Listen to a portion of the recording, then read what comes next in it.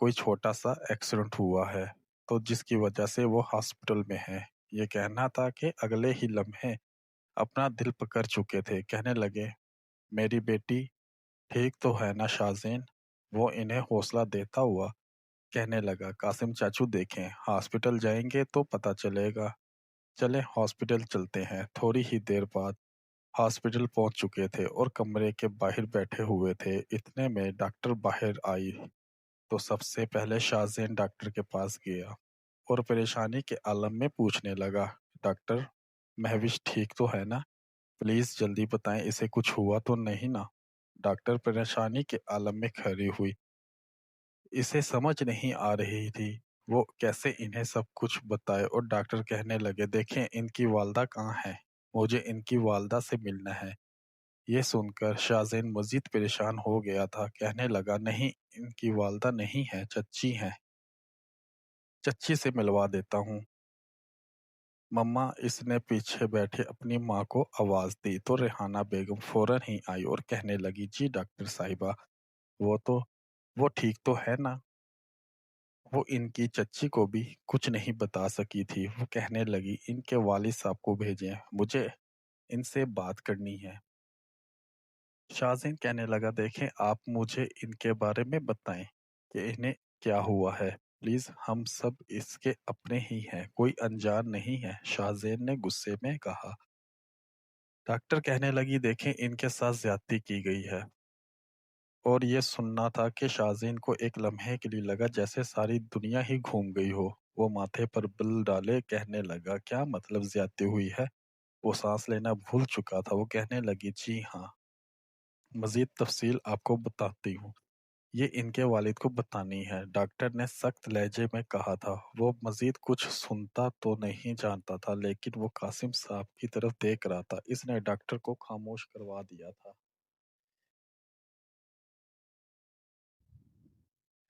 क्योंकि वो नहीं चाहता था कि मजीद डॉक्टर कुछ ऐसा बोले जिसकी वजह से कासिम शाह अपने दिल पर मजीद असर ले लें। वो मुड़ कर कासिम शाह की तरफ देखे जा रहा था। वो कहने लगा, चाचू, कुछ भी नहीं हुआ, प्लीज चाचू, परेशान होने की कोई बात नहीं है। वो इन्हें हौसला दे रहा था। लेकिन जिनकी बेटी की इज्जत की धज्जियां उड़ चुकी हों, इस बात पर क्या गुजर रही होगी इस वक्त, इसके कासिम चाचू से बेहतर कौन जान सकता था। कासिम साहब कहने लगे, वो जिंदा है या मर चुकी है? इनके चेहरे पर अजीब सी वीरानी छाई हुई थी और शाहजैन को हैरत हो रही थी। वो कहने लगा, चाचू, ये आप कैसी बातें कर रहे हैं? अल्लाह ना करे हमारी महविश को कुछ हो। वो नरमी से बोल रहा था। वो कहने लगे, इसे मर जाना चाहिए, वो कैसे जिंदा रहेगी? वो कहने लगा, चाचू प्लीज परेशान मत हो। ये कहकर वो डॉक्टर के साथ रूम की तरफ चला गया। डॉक्टर कहने लगी, देखें इनके बचने का कोई चांस नहीं है, इन्होंने जहन पर बहुत ज्यादा असर लिया हुआ है, इनका जहन डिस्टर्ब हो सकता है, वो पागल हो सकती हैं। वो कहने लगा, क्या मतलब डॉक्टर, मसला क्या है?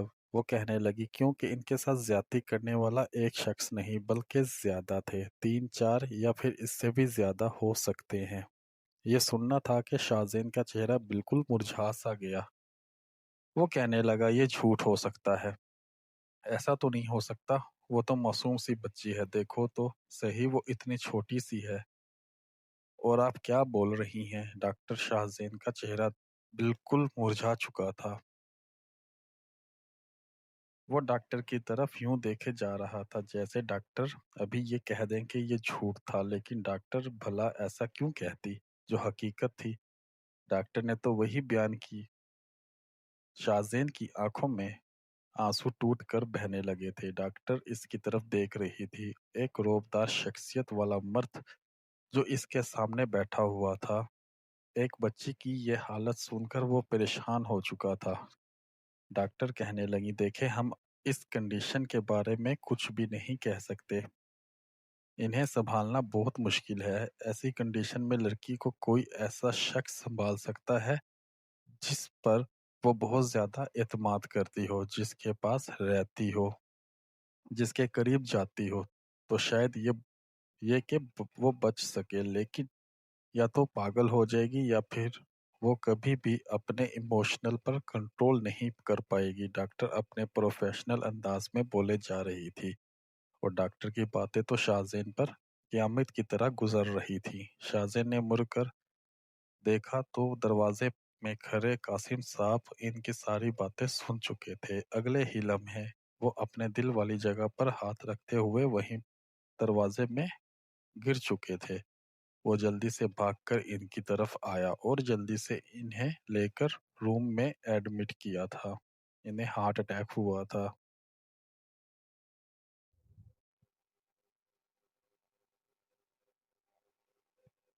اور وہ بار بار شاہزین کو بلا رہے تھے، اور شاہزین تو الجھ چکا تھا۔ اس کے بابا بھی بہت پریشان تھے، ریحانہ بیگم بھی بہت زیادہ پریشان تھی۔ وہ ان کے پاس گیا۔ ان کی کنڈیشن بہت خراب تھی، ڈاکٹر نے تو صاف کہہ دیا تھا کہ وہ نہیں بچ سکتے۔ وہ ان کے پاس گیا تو انہوں نے شاہزین کے ساتھ شادی کر لینا۔ بابا میں کیسے اس کے ساتھ شادی کر سکتا ہوں؟ وہ رو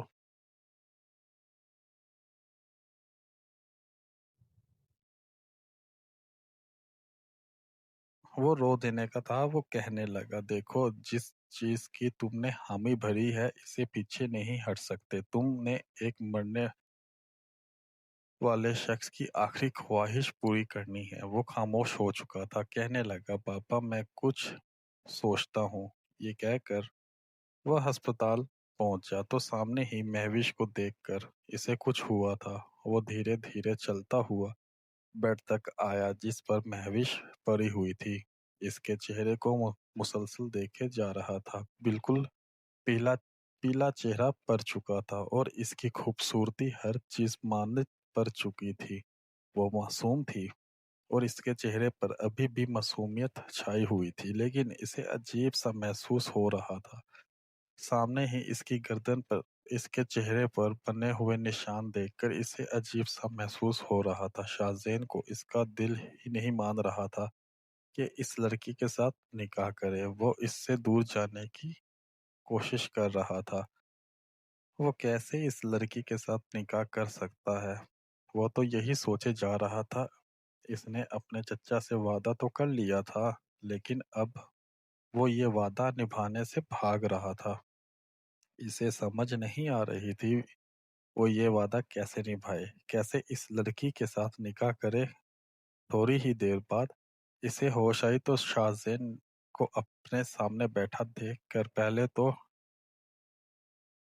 اس نے اپنے ہاتھوں کی طرف دیکھا۔ اپنے سامنے وجود کو دیکھنے کے بعد اگلے ہی لمحے اتنی شدت سے اس کے سینے سے لگ کر چیخنے لگ گئی تھی، کہنے لگی، مجھے ان سے بچا لے، وہ پھر آ جائیں گے۔ آپ پلیز مجھے ان سے بچا لے، مجھے سب سے بچاتے تھے نا۔ اب آپ رات کے وقت میرے پاس آ جاتے تھے نا۔ آپ کہتے تھے نا آپ کے ہوتے ہوئے مجھے کوئی کچھ بھی نہیں کہے گا۔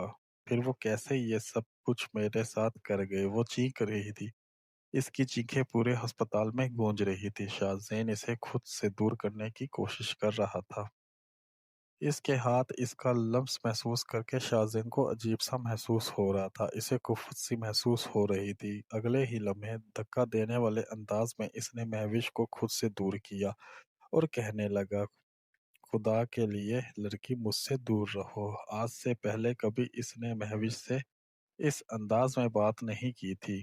اتنے میں نرس آ چکی تھی۔ اس نے انجیکشن لگائے اور کہنے لگی، سر پلیز ان سے دور رہیں، یہ آپ کو نقصان پہنچانے کی کوشش بھی کر سکتی ہے۔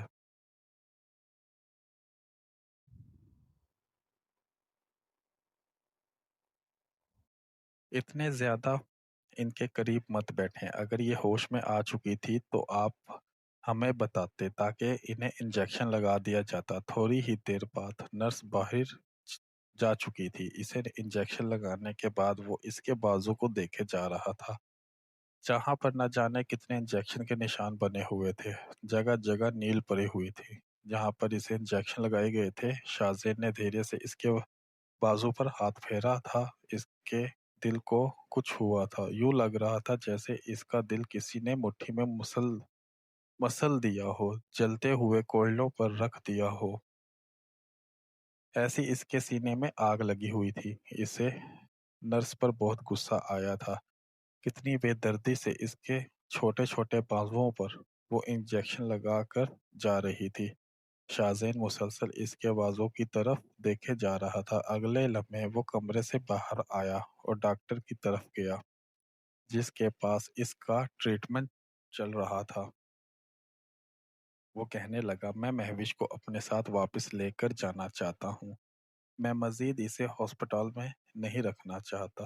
اس کی بات سن کر ڈاکٹر کہنے لگی، دیکھیں ایسا ممکن نہیں ہے۔ آپ کو معلوم ہے کہ وہ کس کنڈیشن سے گزر رہی ہیں۔ ایسے میں آپ کو انہیں گھر کیوں لے کر جانا چاہتے ہیں؟ وہ کہنے لگا، دیکھیں جتنا بولا ہے آپ اتنا کریں۔ میں اسے گھر لے کے جانا چاہتا ہوں تو بس لے کر جانا چاہتا ہوں۔ میں مزید یہاں پر اسے نہیں رہنے دینا چاہتا۔ اس کی کنڈیشن تو آپ لوگوں سے ٹھیک ہو نہیں رہی۔ جیسے وہ آئی تھی ویسے ہی تو ہے۔ اب تک اس میں کوئی چینجز نہیں آیا۔ ڈاکٹر کہنے لگی، دیکھیں ہم اپنی پوری کوشش کر رہے ہیں لیکن ان کی کنڈیشن ہی ایسی ہے کہ آپ کو پتہ ہے ان کے ساتھ کیا ہوا ہے۔ ایسے میں لڑکی اتنی آسانی سے سنبھلتی نہیں۔ وہ کہنے لگا، میں اسے لے کر گھر جانا چاہتا ہوں۔ یہ کہہ کر اس نے ڈاکٹر کی مزید کوئی بات نہیں سنی۔ ڈاکٹر اسے سمجھانا چاہتی تھی، یہ اتنا آسان نہیں ہے جتنا اسے لگ رہا ہے، واپس نارمل لائف کی طرف لے کر آنا۔ لیکن ڈاکٹر نے مزید کچھ نہیں کہا اور کہنے لگی، ٹھیک ہے آپ انہیں لے کے جا سکتے ہیں لیکن اتنا میں کہتی ہوں کل کو آپ واپس ہاسپٹل ہی لے کر آئیں گے، اس لیے فضول ہے گھر لے کے جانا۔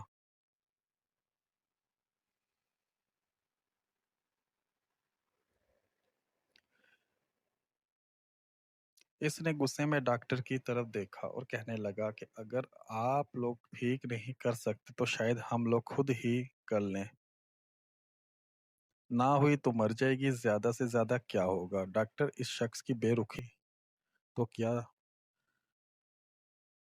تم اس معصوم بچی کے ساتھ بیہیو کر رہے ہو؟ ایسا بیہیو رکھنے سے کیا وہ ٹھیک ہو جائے گی؟ وہ کہنے لگا، بابا مجھے نہیں پتا، بس کل نکاح کی تیاری کریں۔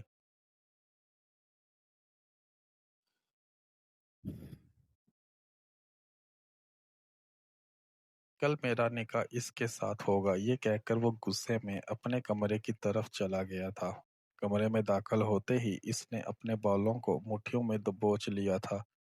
اس کا دل کر رہا تھا وہ اس وقت زور زور سے چیخے، لیکن پھر بھی وہ خاموشی سے بیٹھا ہوا تھا۔ اسے عجیب سا محسوس ہو رہا تھا، دل میں درد سہی ہو رہی تھی۔ بار بار اسی کی آنکھوں کے سامنے اس لڑکی کا معصوم سا چہرہ گھوم رہا تھا۔ کس قدر وہ اذیت اور تکلیف سے گزری ہوگی جب اتنے مردوں نے اسے اپنی ہوس پوری کی ہوگی۔ یہ سوچ کر اس عجیب سا محسوس ہو رہا تھا۔ اسے ایک مرد ہو کر مرد ذات سے نفرت محسوس ہو رہی تھی۔ وہ کس قدر معصوم تھی۔ اس نے آنکھیں بند کی تو اس کی آنکھوں میں ٹوٹ کر آنسو بہنے لگ گئے۔ وہ رات سے بے چین نیند نہیں سویا تھا۔ وہ نہ جانے کتنی نیند والی گولیاں لینے کے بعد وہ پھر بھی نہیں سو پا رہا تھا۔ رات بھر جاگتا رہا۔ صبح عجیب سی اس کی حالت ہو گئی تھی۔ سر بھاری ہو رہا تھا۔ نیند کی گولیاں کھانے کی وجہ سے نیند تو نہیں آئی تھی لیکن سر میں درد ہونے لگ گیا تھا۔ اگلے دن اس کا نکاح ہوا۔ نکاح کے بعد دلہن کے روپ میں اس کو سجا سنوار کر اس کے کمرے میں بٹھایا گیا تھا اور وہ تو بالکل گویا اس کی حالت میں آ چکی تھی۔ جب سے اس نے یہ سنا تھا کہ اس کا باپ مر چکا ہے، وہ اپنے باپ کی موت کی خبر سن کر روتی سسکتی رہی تھی، لیکن اب خاموشی سے دلہن کے روپ میں شاہزین کے کمرے میں بیٹھی ہوئی تھی۔ تھوڑی ہی دیر بعد شاہزین کمرے میں داخل ہوا اور اس کے سامنے آ کر بیٹھ گیا۔ اس کا گھونگھٹ اٹھایا اور مسلسل اس کے چہرے کی طرف دیکھے جا رہا تھا جہاں دنیا جہاں کی معصومیت سجائے وہ عروسی لباس میں تھی۔ چہرے پر میک اپ تھا۔ اگلے ہی لمحے اس نے ہاتھ بڑھایا اور اس کے ہونٹوں کو صاف کرتے ہوئے کہنے لگا، تمہیں کیا لگتا ہے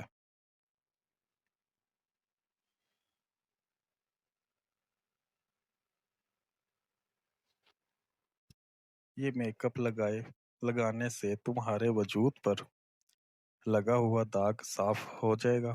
کبھی بھی صاف نہیں ہوگا۔ وہ شاہزین کی طرف دیکھنے لگی تھی۔ وہ کہنے لگا، تمہیں معلوم ہے تمہارے وجود پر لگے ہوئے داغ میں دیکھ چکا ہوں، اور وہ میرا سینہ چیر رہے ہیں۔ مجھے کچھ ہو رہا ہے۔ تم میری تھی، صرف میری، مجھ سے پہلے کیوں کسی اور نے چھوا ہے؟ بچپن سے قاسم چاچو نے تمہیں میرے نام لگایا تھا۔ بچپن سے یہ کہا تھا کہ میں مہوش صرف شاہزین کی ہے۔ مہوش کو کون شاہزین سے چھین سکتا ہے؟ میں دنیا فنا کر دوں گا۔ میں اسے ڈھونڈنے کے لیے نکلوں گا جس نے مجھ سے پہلے میری مہوش کو استعمال کیا۔ وہ چیخنے لگا تھا، گویا وہ پاگل ہو چکا تھا۔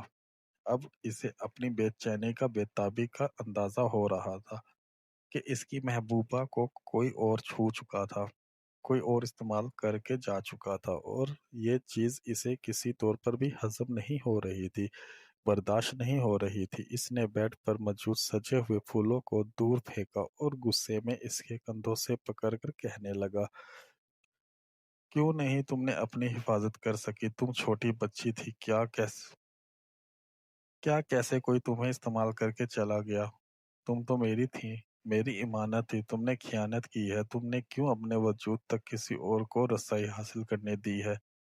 وہ اسے جھنجھوڑتے ہوئے بولے جا رہا تھا، اور شاہزین کا یہ رویہ دیکھ کر وہ سہم گئی تھی۔ وہ کہنے لگا، مجھے تکلیف ہو رہی ہے، میں مر رہا ہوں۔ تم اندازہ نہیں لگا سکتی میرے دل پر کیا گزر رہی ہے۔ جب جب میں یہ سوچتا ہوں محبت میں نے تم سے کی تھی تو ٹوٹ کر میں تمہیں چاہتا تھا، اور کیسے اور تمہیں استعمال کر کے چلا گیا۔ وہ رونے لگا تھا۔ اگلے لمحے اسے اپنے قریب سے اپنے بازو کے حصار میں لے چکا تھا۔ وہ کتنا بھی اسے دور بھاگنے کی کوشش کر لیتا، لیکن اب وہ اس کی بیوی تھی، پورے حق کے ساتھ اس کے کمرے بیٹھی ہوئی تھی۔ وہ اس سے چھوڑ نہیں سکتا تھا۔ یہ سوچتے ہوئے اسے اپنے قریب کرتا گیا۔ وہ اس کے قریب نہیں جانا چاہ رہا تھا۔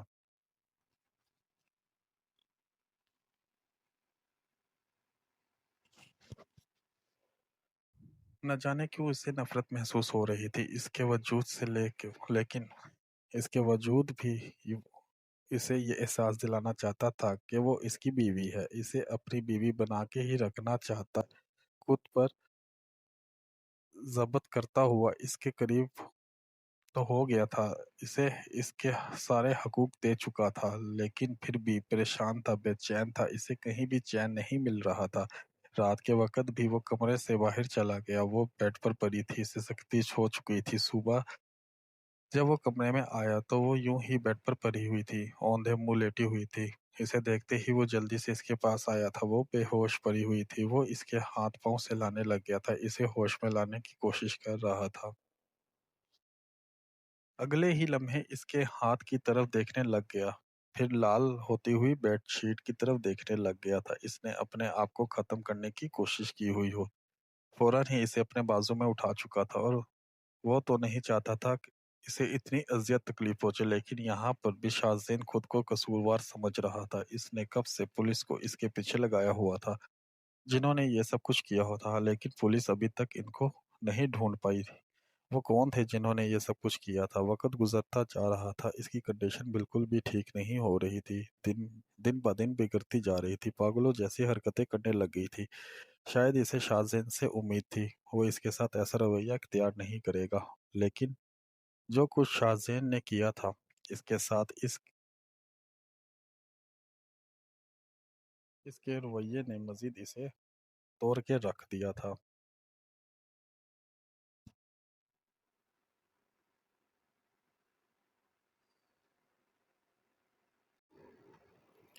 اعظم صاحب کہنے لگے، دیکھ لو جیسا رویہ تم نے اس کے ساتھ رکھا ہوا تھا، اس نے پہلے سے زیادہ اس کی حالت بگاڑ دی ہے۔ دیکھا ہے وہ کس کنڈیشن سے گزر رہی ہے، کس حال سے گزر رہی ہے۔ وہ اپنے باپ کی طرف دیکھے جا رہا تھا، وہ جو غصے میں اسے پر چلائے جا رہے تھے۔ وہ کہنے لگا، بابا خدا کے لیے ایسا مت کہے، میں پہلے ہی بہت زیادہ پریشان ہوں، پہلے ہی بہت زیادہ اذیت اور تکلیف سے گزر رہا ہوں۔ وہ کہنے لگے، اگر وہ اس حالت میں ہے تو صرف تمہاری وجہ سے، تم اس بات کو سمجھنے کی کوشش کرو۔ وہ کہنے لگا، ہاں جانتا ہوں میری وجہ سے وہ اس حال میں سے، اب میں کیا کروں؟ میں پچھتا رہا ہوں، مجھے اس کے ساتھ ایسا نہیں کرنا چاہیے تھا، ایسا رویہ اختیار نہیں کرنا چاہیے تھا۔ بابا میں اسے کیسے ٹھیک کروں؟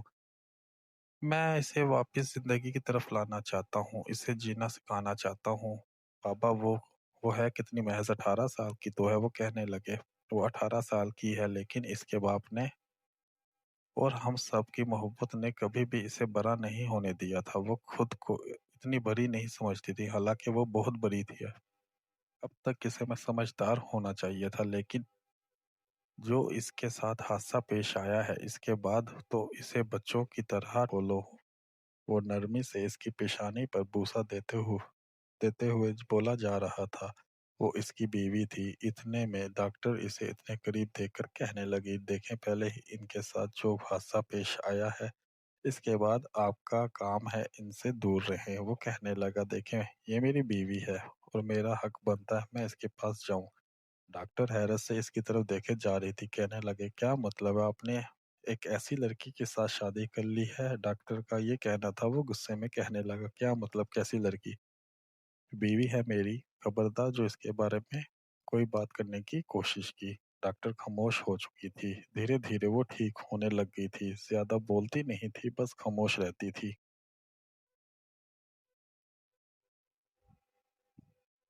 اور انہی دنوں اسے معلوم ہوا کہ وہ ماں بننے والی ہے۔ یہ خبر سن کر اس نے کوئی خاص ری ایکشن نہیں دیا، بلکہ خاموش رہتی تھی۔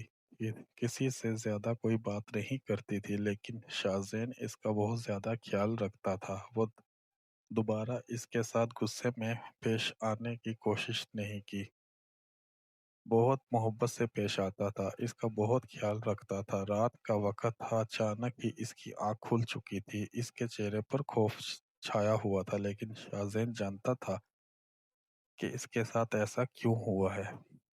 ایک دفعہ پھر وہ ماضی میں جاگ چکی تھی، لیکن شاہزین نے اسے اپنے بازوں کے حصار میں لے لیا۔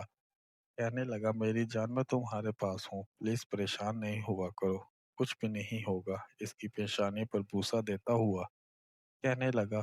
تو اس نے شاہزین کی طرف دیکھا اور کہنے لگی، مجھے خوف محسوس ہوتا ہے۔ وہ کہنے لگا، اس خوف کو تم دل سے نکالو تو تمہیں کچھ بھی نہیں ہوگا، تم بالکل ٹھیک ہو جاؤ گی۔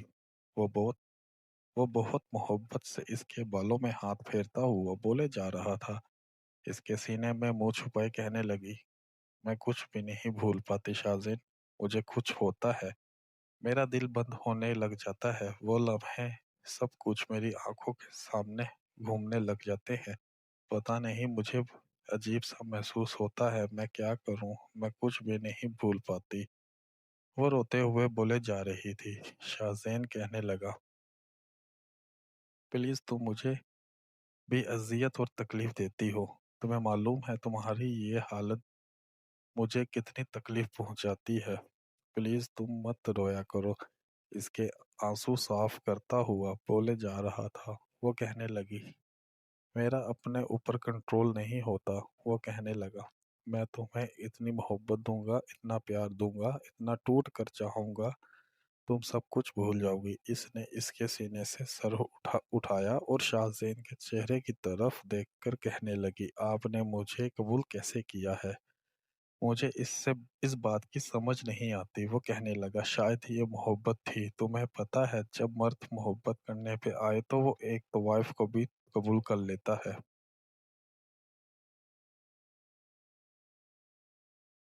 وہ کسی بھی عورت کو قبول کر لیتا ہے، پھر میں تمہیں کیسے قبول نہ کرتا؟ تمہاری تو اس سب میں کوئی غلطی نہیں تھی، کوئی قصور نہیں تھا، میں تو تمہیں ٹوٹ کر چاہتا تھا، بچپن سے چاہتا تھا۔ تمہیں پتہ ہے قاسم چاچو مجھے کہتے تھے کہ میری بیٹی تمہارے ساتھ اچھی لگے گی تو میری بیٹی کے ساتھ شادی کرنا۔ تمہیں پتہ ہے آخری دفعہ قاسم چاچو کو کتنا خوف محسوس ہوتا تھا۔